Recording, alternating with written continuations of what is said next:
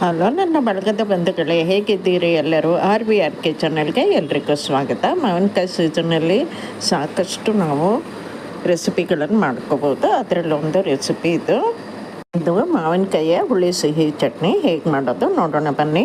ಇಲ್ಲಿ 2 ಮಾವಿನಕಾಯಿ ಇಟ್ಕೊಂಡಿದ್ದೀನಿ ನಾನು. ಈಗ ಇದ್ರದ್ದು ಸಿಪ್ಪೆ ಎಲ್ಲ ತೆಕ್ಕೊಂಬಿಡೋಣ. ನೋಡಿ, ಸಿಪ್ಪೆ ಎಲ್ಲ ತೆಕ್ಕೊಂಡಿದ್ದೀನಿ. ಈಗ ಇದನ್ನು ಹೋಳುಗಳಾಗಿ ಹಚ್ಕೊಳ್ಳೋಣ.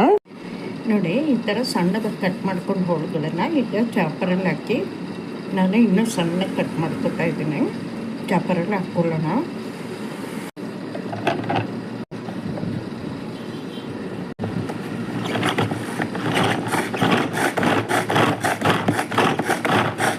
ನೋಡಿ, ಈ ಥರ ಚಾಪರಲ್ಲಿ ಸಾಧ್ಯವಾದಷ್ಟು ಸಣ್ಣಗೆ ಕಟ್ ಮಾಡ್ಕೊಳ್ಳಿ.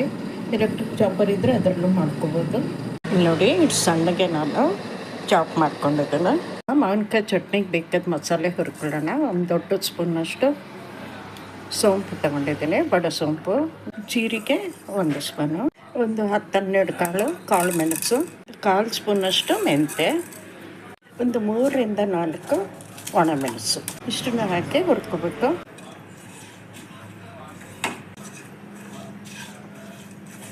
ನೋಡಿ, ಹುರಿದಾಗಿದೆ. ಸ್ವಲ್ಪ ಆರಲಿ, ಆಮೇಲೆ ಮಿಕ್ಸಿಗೆ ಹಾಕ್ಕೊಂಡು ಪುಡಿ ಮಾಡ್ಕೋಬೇಕಾಗತ್ತೆ. ಕಟ್ ಮಾಡ್ಕೊಂಡಿರೋ ಮಾವಿನಕಾಯಿನ ಒಂದು ಬಾಣಲೆಗೆ ಹಾಕ್ಕೊಳ್ಳೋಣ. ಇದಕ್ಕೆ ನೀರು ಹಾಕ್ಕೊಳ್ಳಿಕ್ಕೆ ಏನಿಲ್ಲ. ನೋಡಿ, ಈ ಬಟ್ಲಲ್ಲಿ ನಾನು ಒಂದು 2 ಬಟ್ಲಷ್ಟು ಸಕ್ಕರೆ ಹಾಕ್ಕೊತೀನಿ.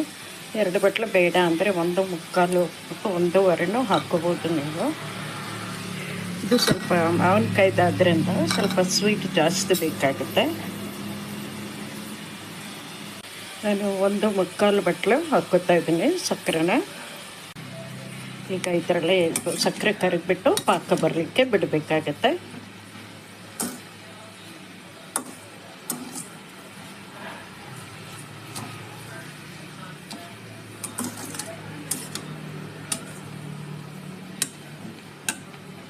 ಇದು ಪಾಕ ಬಂದು ಗಟ್ಟಿ ಆಗಲಿಕ್ಕೆ ಸುಮಾರು ಒಂದು 15 ನಿಮಿಷ ಬೇಕಾಗುತ್ತೆ. ಅಲ್ಲಿವರೆಗೂ ನಾವು ಮಸಾಲೆ ಆರಿದೆ, ಅದನ್ನು ಪುಡಿ ಮಾಡ್ಕೊಳ್ಳೋಣ. ಮಸಾಲೆ ಆರಿದೆ, ಮಿಕ್ಸಿಗೆ ಹಾಕ್ಕೊತಾ ಇದ್ದಾನೆ.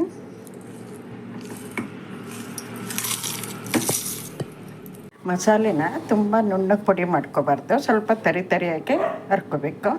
ನೋಡಿ, ಸ್ವಲ್ಪ ತರಿಯಾಗಿ ಪುಡಿ ಮಾಡ್ಕೊಂಡಿದ್ದೀನಿ. ಈ ಪಾಕ ಗಟ್ಟಿ ಆಗ್ತಾಯಿದೆ. ಈಗ ನಾವು ಹರ್ಕೊಂಡಿದ್ದ ಮಸಾಲೆ ಹಾಕ್ಕೊಂಡ್ಬಿಡೋಣ ಇದಕ್ಕೆ.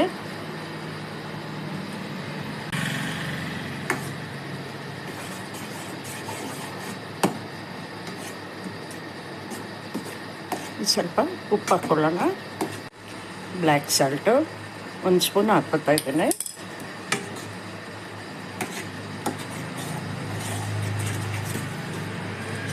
ಅದ 1 ಸ್ಪೂನಷ್ಟು ಕಾಶ್ಮೀರಿ ರೆಡ್ ಚಿಲ್ಲಿ ಪೌಡ್ರ್ ಹಾಕ್ಕೊಳ್ಳಿ. ಇದು ಸ್ವಲ್ಪ ಕಲರ್ ಬರುತ್ತೆ ಚೆನ್ನಾಗಿ ಅಂತ.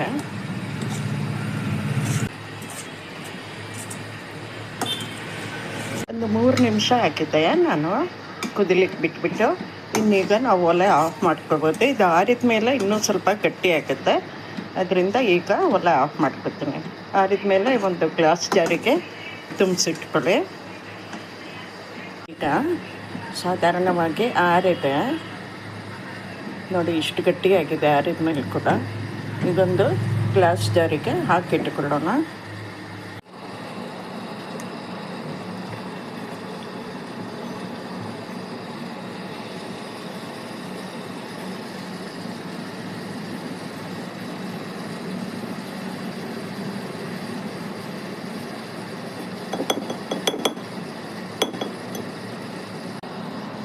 ಚಟ್ನಿ ತಯಾರಾಗಿ ತಣ್ಣಗಾದ್ಮೇಲೆ ಈ ಥರ ಒಂದು ಬಾಟ್ಲಿಗೆ ತುಂಬಿಸಿಟ್ಕೊಳ್ಳಿ.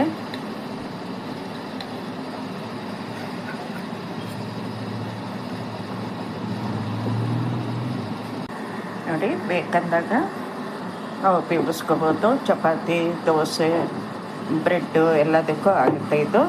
ಮತ್ತು ಏನಾದ್ರು ಸ್ನ್ಯಾಕ್ಸ್ ಮಾಡುವಾಗ ಉಪ್ಪು ಹುಳಿ ಚಟ್ನಿ ಥರನೂ ಯೂಸ್ ಮಾಡ್ಕೋಬೋದು ನಾವು. ನೋಡಿ, ಬ್ರೆಡ್ಡಿಗೆ ಕೂಡ ನಾವು ಈ ಥರ ಜಾಮ್ ಥರ ಹಚ್ಕೋಬೋದು.